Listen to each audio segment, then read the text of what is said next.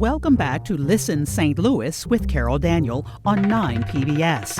Clarity, understanding, and empathy. Common values for those on the front lines charting a bold way forward for African Americans in St. Louis. Stay tuned as we talk to these change makers, visionaries, and overcomers. I'll ask the questions you want to hear and get the clarity we all need about the issues we face. That's next on Listen St. Louis with Carol Daniel on 9 PBS. There's been a major shift in St. Louis government. The popular health director resigned. The SLDC CEO agreed to step down, and the mayor lost re-election. I sat down with each of them, Dr. Hlatshwayo Davis, Neil Richardson, and Mayor Tishaura Jones, whose father, Virvus, joined us. What would they have done differently, and how best should the city respond to the deadly tornado? The exit interviews coming up on Listen St. Louis with Carol Daniel on 9 PBS. Listen St. Louis with Carol Daniel is supported in part by Midwest Bank Center, Orvin and Latrice Kimbrough, the Betsy and Thomas Patterson Foundation, and the St. Louis Development Corporation. Welcome back to another episode of Listen St. Louis with Carol Daniel right here on 9 PBS. Some of you have been watching for a very long time, and you have yet to become a subscriber. All you have to do is click that subscribe button, and voila, you are a member of the family, a member of the team, if you will. Also, liking the podcast is very important to us. It lets us know that you like the podcast. And the comments are amazing. I get comments from other team members. Did you see that comment? And comments from other viewers who are in love with your comments. So make sure that you let us know what you thought, if you have any follow-up questions, and if you have a guest you think we should talk to, that is the place to let us know that as well. This is a special series this summer. This is being recorded, so by the time you see it, some major events will have already passed. We are looking back and talking to those major leaders who have transitioned out of St. Louis city government for a variety of reasons. Mayor Jones and her father, Virvus Jones, were on the program last week. Of course, she lost her reelection bid. And today we have one who I'm going to ask him how he terms his transition. The board of SLDC voted to not have Neil Richardson return as CEO. You may recognize his face. He was one of our early guests on the podcast on Listen St. Louis, and he is back. Welcome, Neil. Thank you. I'm happy to be here. Welcome back. So the board said we're going to go in a different direction. Does that mean you were fired? No, so there was a mutual agreement to separate. We all agreed that, the head of SLDC, while we are governed by our own 501c3 board of directors, that the head of SLDC who leads economic development, you have to have that strong alignment with Room 200, which is the mayor's office. And based on the conversations between myself and now Mayor Spencer, we decided that it was best for us to just mutually agree to separate. We had a conversation with the board. She appointed a new chair of the board of directors, which is her chief of staff, Nancy Hawes. Had a great conversation with her. And I want to be supportive of SLDC and the work that they're moving forward with. They were supportive of the work that we've done at SLDC under my leadership since 2021. We both agreed that the Economic Justice Action Plan is a set of work that needs to be carried on. And so it was more of a mutual agreement to separate. And would you have stayed? Did you want to stay? I know it's a mutual agreement to leave, yes. But did you want to stay? Yes, of course. I love St. Louis City. I'm born and raised here, and I love the work that I was able to do, engaging with community members, business organizations, seeing some of the large-scale redevelopment projects come to fruition, over $180 million development with Procter & Gamble, seeing the new Target at Midtown come to fruition, the next phase of the Foundry, as well as additional developments at Cortex was all moving along. And then we had some major projects that we were working on, specifically in North St. Louis City, such as the Chuck Berry House, the work that we did with the Northside Economic Empowerment Center, the Workforce Development Center, known as the Monarch, were all just kicking off and starting to move forward when, we decided to part ways. But again, it was, my goal to ensure that the economic justice action plan was solidified within the city of St. Louis, within SLDC, and we had the right team to continue to work on. So as I departed, my communication to my team is, you all are in place for a purpose. I've molded this group to invest and implement this strategy, and you all are ready to do exactly that. And based on my conversations with Mayor Spencer, we agree that that would continue. We will talk more about your great achievements, regrets you had, missteps you think you may have made. But at the time of this recording, it's a Tuesday, and we are 4 days out from an EF3 slamming North St. Louis. I was in the Urban League headquarters. I work part-time at the Urban League of Metropolitan St. Louis. I was on Kings Highway and in the middle of it. My son was in the middle of it. He lives on Union near Delmar. So we are, at the time of this recording, a lot of us are still shell-shocked and walking wounded, if you will.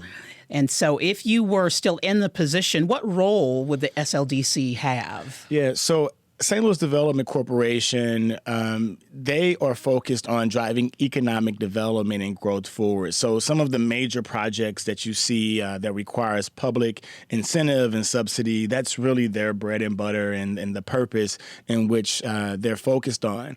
However, during my tenure at SLDC, we also had a focus on community development too, investing in neighborhood organizations, community development corporations that services those neighborhoods, as well as bringing in neighborhood transformation managers who work with businesses on a day-to-day basis to understand their needs, their desires, their goals, and other infrastructure investments that are necessary in order for them to be successful.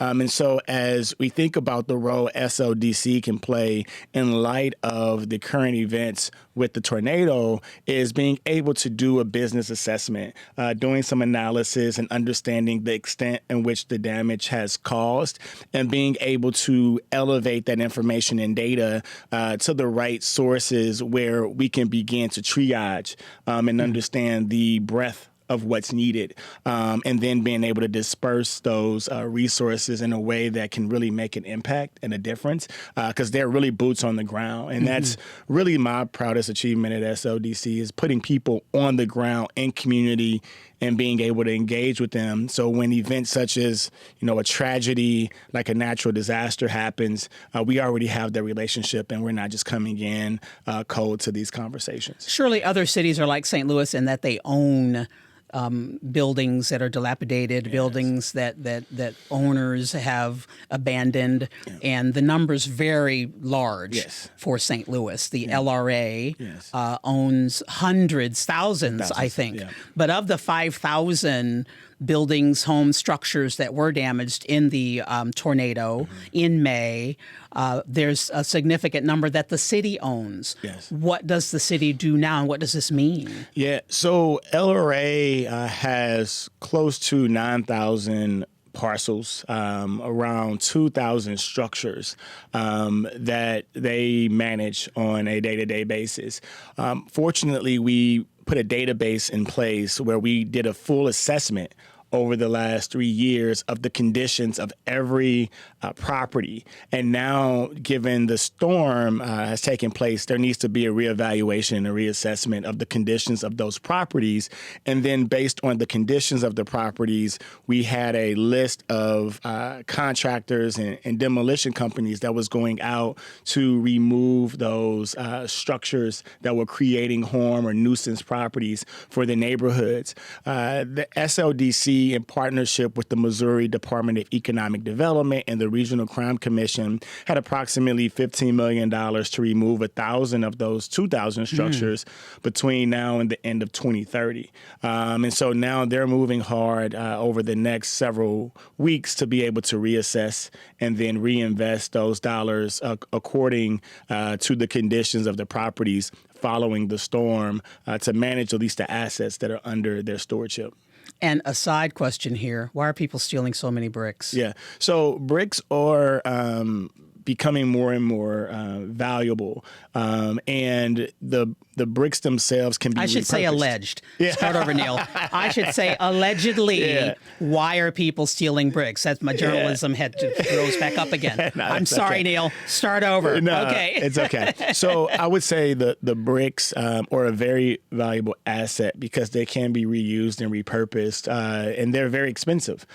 So being able to have those bricks and being able to rebuild the community is going to be important. And one of the areas that we focused on at SLDC was to be able to save some of those bricks and use them for home repair.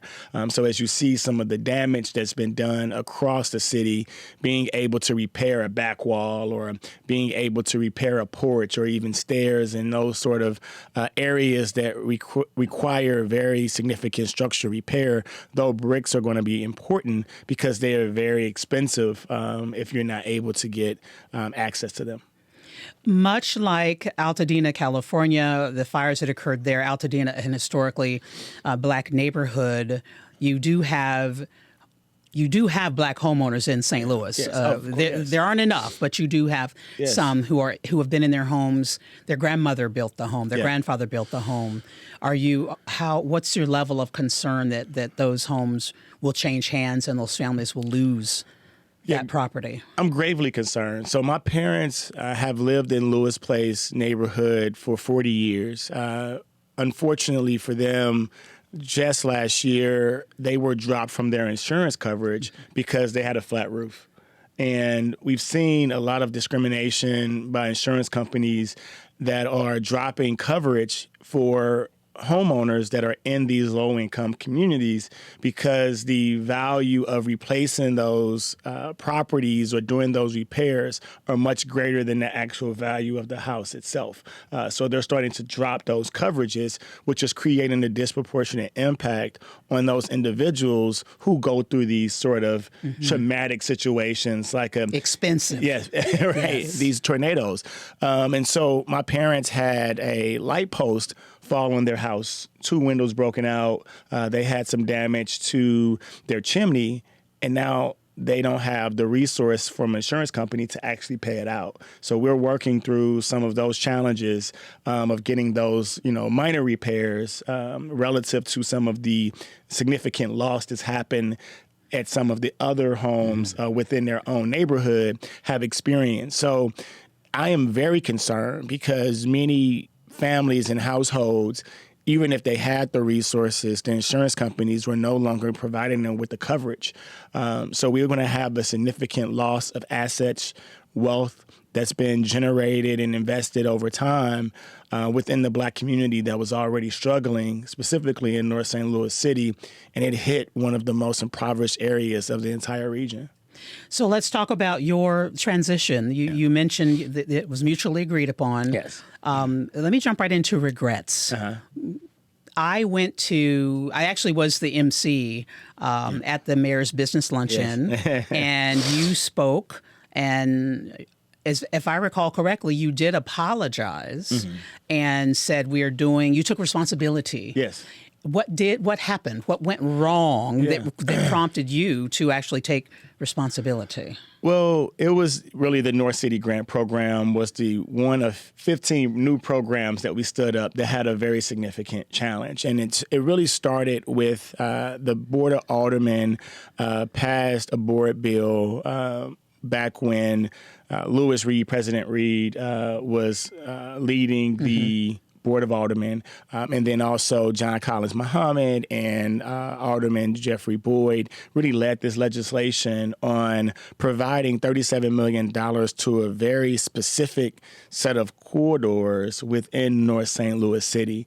Upon them being removed from office, we had a changeover in administrations, and then there was a change in the overall policy in which who could qualify for the program. Was it made more complicated? Was it broadened? It was broadened significantly. Okay. So initially it was real estate development projects along specific areas in commercial corridors in North St. Louis City.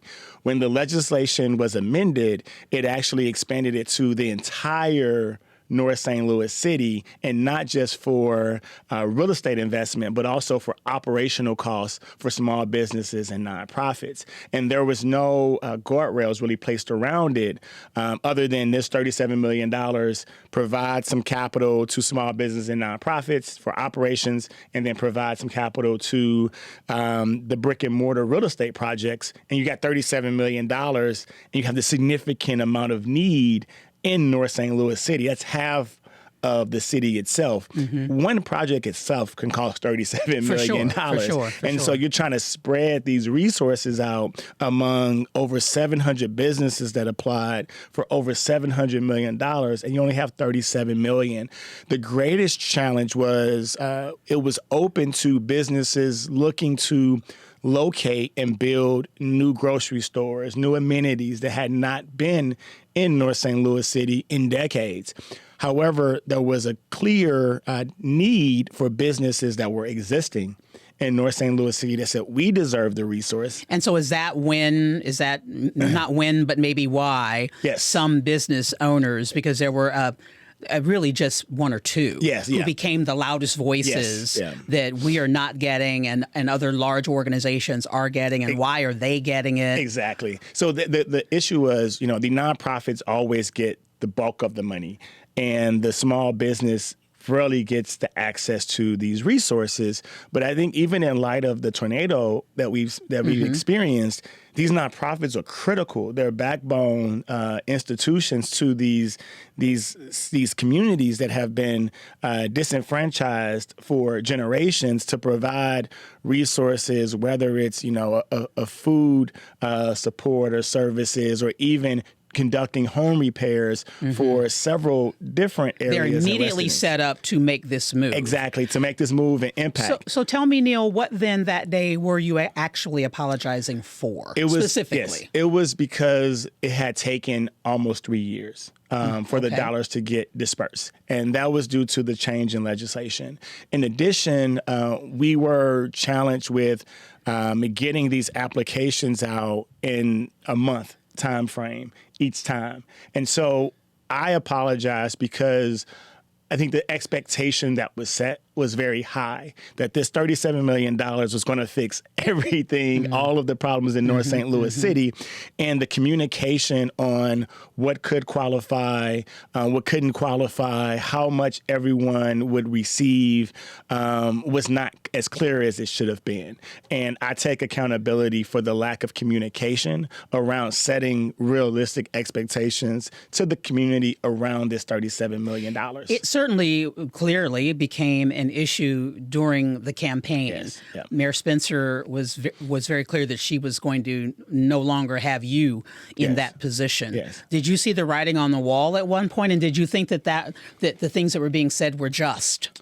No, I would say that there were some areas that were just around, again, setting those clear expectations, communicating very effectively around who could qualify and the total dollar amount that they could qualify for, as we were trying to assess the amount of need that was coming in for this $37 million. So we could have definitely done a better job with communication. I would say that was the major flaw in the overall program. Where I would say was unjust was saying that we were providing capital and resources to businesses that didn't exist, or providing money and giving money in a way that was corrupt. That was corrupt. The word corrupt was corrupt. And so I deny that very strongly. And that is a issue that I have with that statement, because that says that my team is not being honest or truthful or straightforward,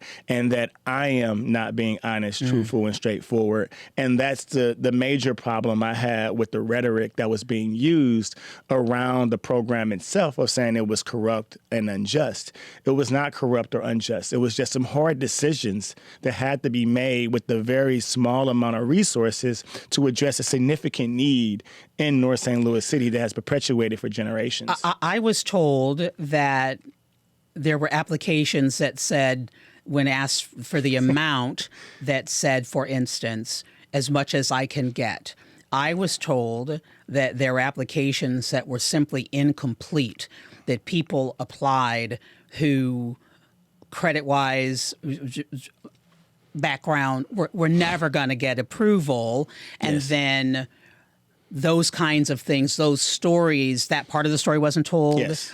And then those who were upset that they did not receive funding used those as an example. There was a lot of confusion. Yes. Yeah, and I would say that is a strong statement, but my goal was not about placing blame on the people who were hurting the most.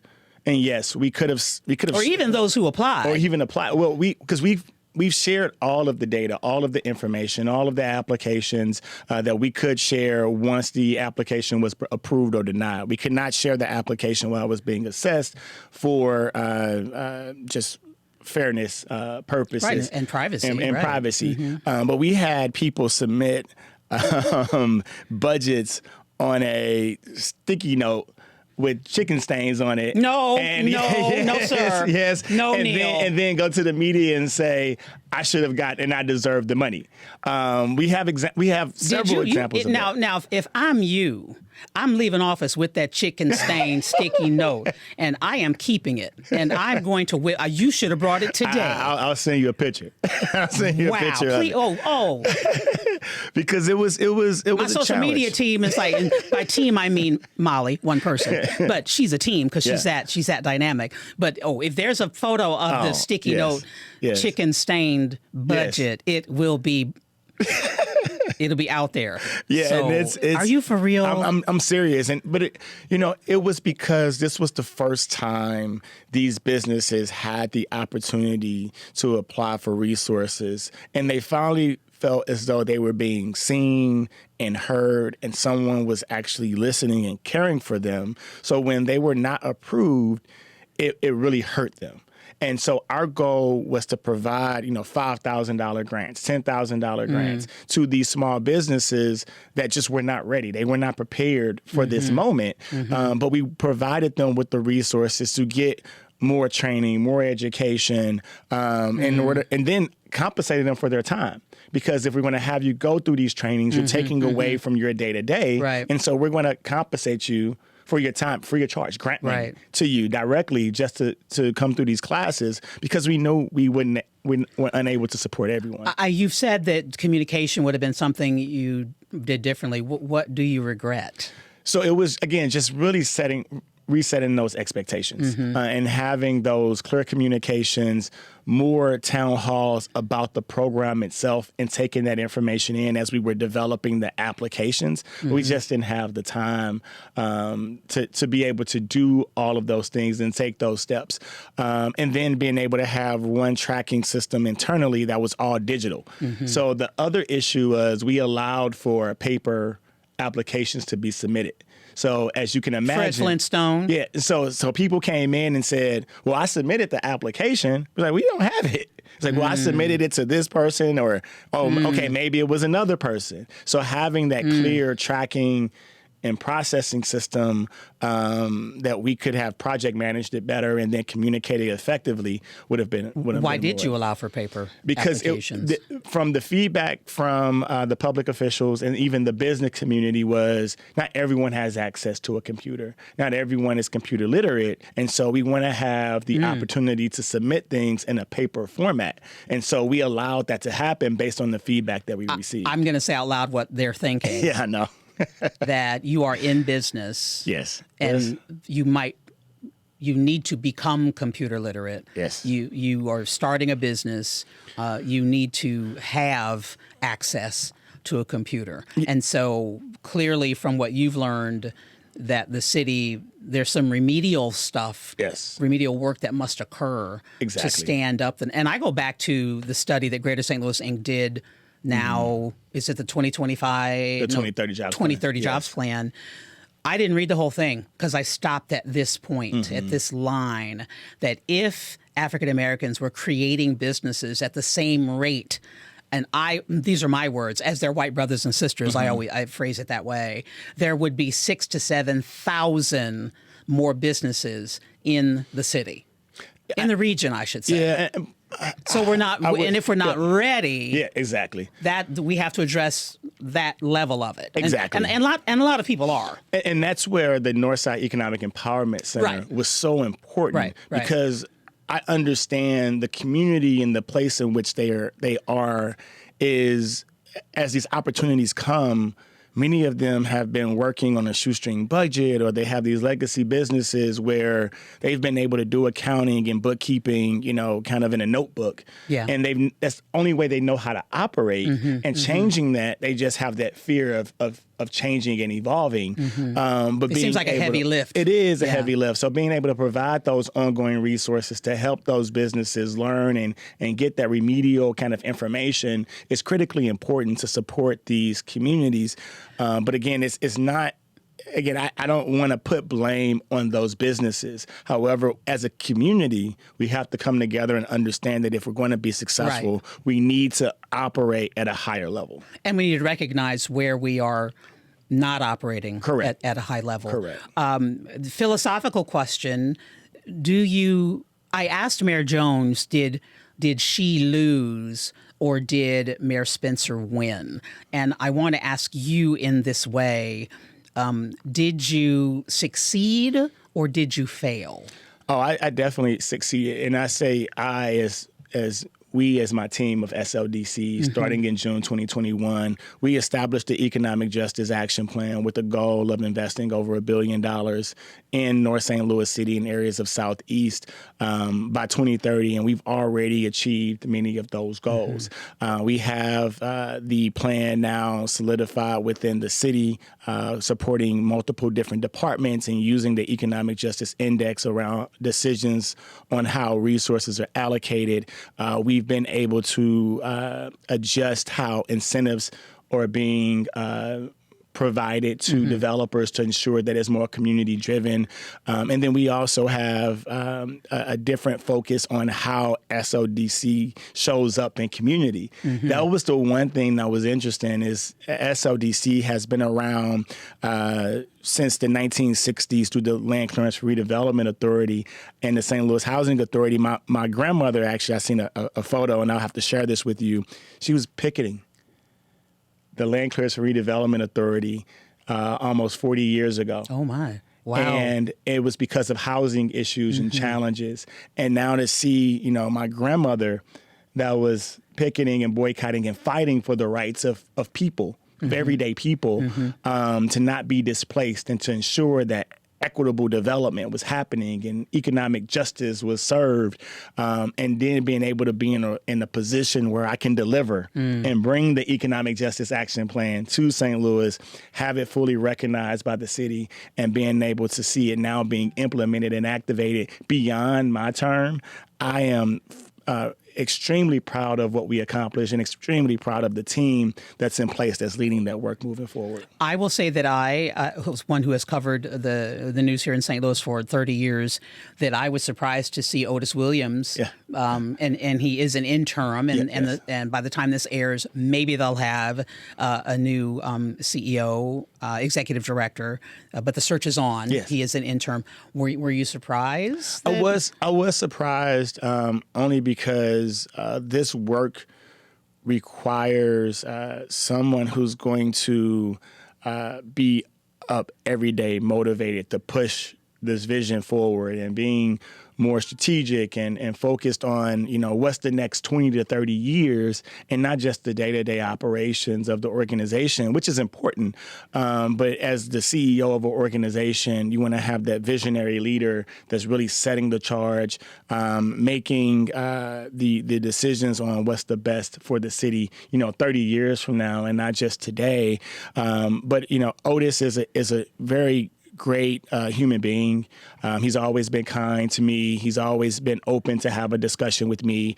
And he's a good leader and knows how to lead and direct people to implement in an effective way. So I think he is a great interim person, but I was very surprised to know that he was willing to come back and take on this, monumentous task, even in the interim, because we have 16 new programs. Right. LRA is we went from over 10,000 properties to now just around 8,000 in a matter of a couple years. And we have, more of a community driven, focused than when he was leading the organization. And so now it's just a different organization, new logo, new brand, new furniture. Are you already? Just a couple more questions. Are you worried that some work will be rolled back? Are you more specifically, are you concerned that Mayor Spencer will not focus on North St. Louis as you intentionally under Mayor Jones did? I think we've definitely pulled the top off of the genie bottle and said, this is possible if you focus in this clear way, direction, and manner. And I think that's what made me most I can say upset. I was more of discouraged. That's probably the right word. Following the election is, we did have a focus, an intentional focus on North St. Louis City. And we also were focused on other areas of the city too, but we were intentional of saying and explicit about we want to see North St. Louis grow and thrive. And the voters decided to go in a different direction, which it's completely fine. And I understand that, because we have to be thoughtful and recognize that the voice of the voters matter a lot. And if they want to move in a different direction, then we have to heed to that and support the city and the residents, because that's what it's about, is the people who live in this community. Even though the turnout is abysmal. It was abysmal, it's yes. a few voices speaking for an entire community. But that's part of the work that we need to do. And that's the way democracy works. Yeah, and that's the work we need to do. I'm being given the rap sign, but what is next for you? Yeah, I'm excited to take, the skills, the experience, the relationships, the networks, the lessons that I've learned to more of a national level. Before I came to SLDC, I had, a strong network on a national level. I, worked with communities similar to the city of St. Louis across the country, focused on tax credit investing. But now being able to have this public sector, even quasi-public sector experience, it's allowed me to understand the power of government and the need for them to invest in partnership with the private and philanthropic sectors. If we cannot come together, the public, private, and philanthropic sector, we cannot move this country in a direction that's necessary for growth, sustainability, and equitable economic development. And that's really my focus. Very quick answer. Are you concerned that the focus will shift to downtown? It does need it, redevelopment, and away from North St. Louis? Or do you believe we can walk and chew gum at the same time? We have to walk and chew gum at the same time, because if downtown is successful in our neighborhoods or not, over time, the infrastructure, and we will overall have to pay the price of that lack of investment in those areas that will be bringing down our community. I'm going to ask you the question that we are asking every guest this season. Season 2 of Listen St. Louis with Carol Daniel, and it is based on the title of the show, and that is, who should we be listening to? That's a really good question. I would say the community organizations, the CDCs, they don't get enough credit for the work that they do every day. We have work happening in Fortherville with Aaron Williams. We have Dara Eskridge with Invest STL. We have Charlie Cooksey with We Power. We have Michael Woods with Dream Builders. These are all leaders 40 and under that have either started organizations or leading organizations that are on the ground every day making a difference, whether it's a natural disaster or just a business that's looking to get started. Those are the type of people that we need to be investing into and listening to. And they are giving direction in a lot of these back rooms to many of these larger foundations, nonprofits, anchor institutions that we see. They are really leading the charge behind the scenes and not getting enough of the credit. I would also like to give a special shout out to Action St. Louis and Kayla Reed. The work that they're doing to just bring together resources and community has been spectacular. And again, another young leader that's just coming in to try to make a difference and make a change. And we want to politicize all of these organizations, but really they're just there to try to make a difference and an impact. And we need to celebrate them more and listen to them more and elevate their voices on shows and platforms like this. And I'm going to add to that. I love that answer, Neil. And I will add to that, having spoken to one or two of the people on the list you just mentioned, that they need mentorship and support. I believe they all have it. Yeah. But the work is monumental. It's overwhelming at times. And there have been times where they don't all feel supported. They don't all feel seen. This structure of leadership in St. Louis may or may not be conducive to young people coming in and saying, get out of the way, I'm going to do it differently. And we must be open to that. I would say just mental health and just checking in on them just to ensure that they stay encouraged, because this work isn't easy. All of the things that I've just been through at SLDC wasn't easy, but I had a strong support system of people that was just checking in on my mental health. How are you as a person? How are you taking care of your family during this period of time? Because I don't need a reminder or someone to say, hey, this is what you should be doing in the community. I get up, I live and breathe it every day, and so do the people that I know. You've done it your entire life. In my entire life, and many of them too. And so it's just making sure that they find time to remember that they're human beings as well. Neil Richardson, he's free to move about the country. Thank you. Thank you for joining us on it. Listen St. Louis with Carol Daniel again. Yeah. It's great to see you. You too. Thank you. And thank you for joining us for another episode of Listen St. Louis with Carol Daniel. Again, we are taking a look back with those major leaders who have transitioned out of St. Louis city government. Mayor Jones, one of those. Neil Richardson leaving SLDC. We will also talk to Dr. Hlatshwayo Davis, who resigned as director of the health department, which shocked almost everyone. So she will join us next on Listen St. Louis with Carol Daniel. And we will also take a look at the first 100 days of Mayor Cara Spencer. You will see all of that right here on 9 PBS.